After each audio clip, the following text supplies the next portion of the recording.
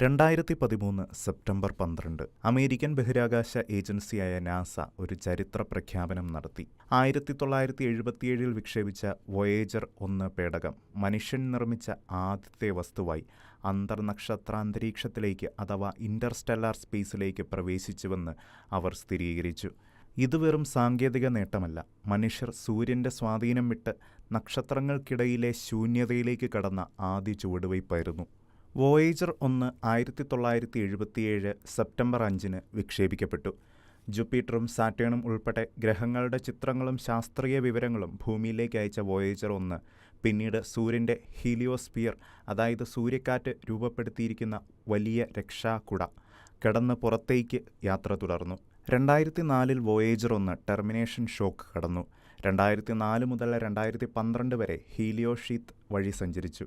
ഒടുവിൽ 2012 August 25 Voyager 1 ഹീലിയോപോസ് കടന്ന് interstellar സ്പേസിലേക്ക് പ്രവേശിച്ചു. നാസ ഇത് ഔദ്യോഗികമായി സ്ഥിരീകരിച്ചത് 2013 സെപ്റ്റംബർ 12 ആയിരുന്നു. വോയേജർ 1 പ്രധാന പ്ലാസ്മ സെൻസർ 1980 തന്നെ പ്രവർത്തനരഹിതമായിരുന്നു. എങ്കിലും പേടകത്തിലെ പ്ലാസ്മ വേവ് സയൻസ് ഉപകരണമാണ് അന്തിമ തെളിവ് നൽകിയത്. 2012 മാർച്ചിലുണ്ടായ കൊറോണൽ മാസ് ഇജക്ഷൻ ഏകദേശം 13 മാസമെടുത്താണ് വോയേജറിലേക്ക് എത്തിയത്. 2013 ഏപ്രിലിൽ ആ ആഘാതം ചുറ്റുമുള്ള പ്ലാസ്മയെ വയലിൻ സമാനമായ തരംഗങ്ങൾ പുറപ്പെടുവിച്ചു. വോയേജർ 1 ആ തരംഗങ്ങൾ 2.6 കിലോഹെർട്സ് ഫ്രീക്വൻസിയിൽ രേഖപ്പെടുത്തി. അത് ശാസ്ത്രജ്ഞർ പഠിച്ചതിൽ നിന്നും തെളിഞ്ഞത് പേടകം 2012 ഓഗസ്റ്റ് 25 തന്നെ ഇന്റർസ്റ്റെല്ലാർ സ്പേസിലേക്ക് കടന്നുവെന്നാണ്. വോയേജർ 1 വെറും 23 വാട്ട് വൈദ്യുതിയിൽ ഭൂമിയിലേക്ക് ഇപ്പോഴും വിവരങ്ങൾ അയക്കുന്നു. ഈ പേടകത്തിൽ മനുഷ്യരുടെ സംസ്കാരത്തെ പ്രതിനിധാനം ചെയ്യുന്ന ഗോൾഡൻ റെക്കോർഡുണ്ട്. കാൾ സോഗൻ അധ്യക്ഷനായ സംഘമാണ് അത് തയ്യാറാക്കിയത്. സംഗീതം, ഭൂമിയുടെ ശബ്ദങ്ങൾ, അഭിവാദ്യങ്ങൾ എന്നിവ ഉൾപ്പെടുത്തിയ ഈ റെക്കോർഡ് മറ്റ് ഗ്രഹങ്ങളിലോ നക്ഷത്രങ്ങളിലോ ജീവന്റെ സാന്നിധ്യമുണ്ടെങ്കിൽ അവർക്കുള്ള മനുഷ്യന്റെ ആദ്യ സന്ദേശം കൂടിയാണിത്. 47 വർഷങ്ങൾക്ക് ശേഷവും വോയേജർ 1 തന്റെ യാത്ര തുടരുന്നു. എന്നാൽ അതിന്റെ സ്ഥിതിഗതികൾ ഇപ്പോൾ അതിന്റെ കാലപ്പഴക്കം പ്രകടമാക്കുന്നു.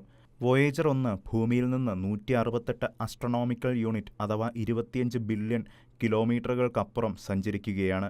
അതിൻ്റെ സിഗ്നലുകൾ ഭൂമിയിലെത്താൻ ഏകദേശം 23 മണിക്കൂറും 18 മിനിറ്റും എടുക്കുന്നു. ഇത് ഇപ്പോഴും ഇന്റർസ്റ്റെല്ലാർ സ്പേസിൽ സൂര്യന്റെ സ്വാധീനത്തിന് പുറത്താണ്. വോയേജറിന്റെ വൈദ്യുതി ഉറവിടമായ റേഡിയോ ഐസോട്ടോപ്പ് തെർമോ ഇലക്ട്രിക് ജനറേറ്ററിന്റെ ശക്തി നഷ്ടപ്പെട്ടുകൊണ്ടിരിക്കുകയാണ്. അതുകൊണ്ട് നാസ ക്രമമായി ചില ശാസ്ത്രീയ ഉപകരണങ്ങൾ ഓഫ് ചെയ്തു വരുന്നു.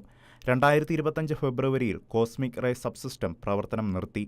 എങ്കിലും മാഗ്നറ്റോമീറ്ററും പ്ലാസ്മ വേവ് സബ്സിസ്റ്റവും ഇപ്പോഴും പ്രവർത്തിക്കുന്നു. 2023 വലിയ സാങ്കേതിക പ്രശ്നത്തെ നാസ എഞ്ചിനീയർമാർ 2024 പരിഹരിച്ചു.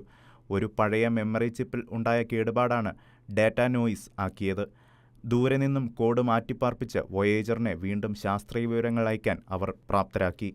വോയേജർ 1 നേട്ടം മനുഷ്യർ നിർമ്മിച്ച വസ്തുക്കളിൽ ആദ്യമായി സൗരയൂഥത്തിന് പുറത്തേക്കുള്ള പ്രവേശനം രേഖപ്പെടുത്തുന്നു.